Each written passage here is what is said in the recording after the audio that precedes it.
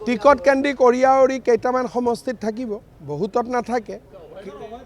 অভয়াপুৰীত থাকিব, কাৰণ বঙাইগাঁৱত বিজেপিৰ মানে বহুত দিন ইলেকশ্যন উঠিব পৰা নাই। এইবাৰ এটা সম্ভাৱনা আছে অভয়াপুৰীত উঠাৰ, গতিকে সকলোৱেতো টিকট বিচাৰিব।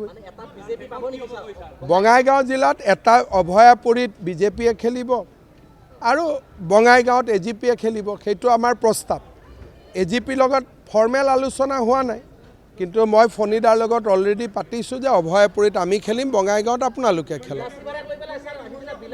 বিলাসীপাৰাত লৈও সমস্যা আছে, কিন্তু বিলাসীপাৰাত আমাৰ বিজেপিৰ কাৰ্যকৰ্তাসকলে নিজৰ ভিতৰতে যিমান কাজিয়া পেচাল কৰি আছে, মোৰ নালাগে যে বিলাসীপাৰা আমি জিকিম, কাৰণ টান সমষ্টি।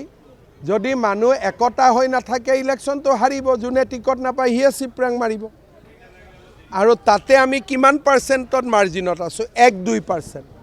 সেইকাৰণে যেতিয়া 1-2% মাৰ্জিনত থকা চিট এটাত বিজেপিৰ নিজৰ ভিতৰতে দুটা গ্ৰুপ হয়, তেতিয়া বুজি পাব লাগে যে এইটো চিটত জিকাৰ সম্ভাৱনা কম।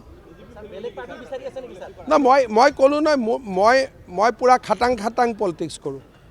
মই এইটো জানো যে বিলাসীপাৰাত বিজেপিৰ মানুহখিনিয়ে, সকলোৱে নহয়, কিছুমান নেতাই এতিয়া পলিটিকেল ছুইচাইডৰ কাৰণে কাম কৰি আছে, যে যোন হাৰে হাৰক ই টিকট পাব নালাগে, যোন জিকে জিকক ই টিকট পাব নালাগে। তাৰ মানে কি?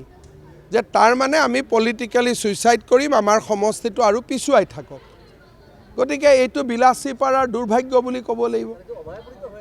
অভয়াপুৰীত কণ্ট্ৰল, অভয়াপুৰীত যিয়ে নহওক আমি জিকিম, কাৰণ অভয়াপুৰীত মাৰ্জিন 1-2% নহয়, অভয়াপুৰীত মাৰ্জিন 30-40%। গতিকে অভয়াপুৰীত টিকেট বিচৰাটো চবৰ অধিকাৰ আছে, কিন্তু আজিয়ে যদি মই কাৰোবাক এনাউন্স কৰি দিওঁ বাকীবিলাকে মানি ল'ব।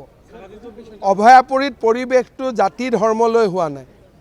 বিলাসীপাৰাত খিলঞ্জীয়া বিলাসীপাৰাত পৰিৱেশটো বেলেগ ফালে লৈ গৈ আছে। অভয়াপুৰীত 10জনে টিকট খুজিছে, ময়ো যেতিয়া প্ৰথম টিকট খুজিছিলোঁ মোৰ এগেইনষ্টতো 10জনে খুজিছিল, এইটোতো অধিকাৰ আছে মানুহৰ। সেইকাৰণে অভয়াপুৰী আৰু বিলাসীপাৰাৰ পৰিৱেশ একে নহয়।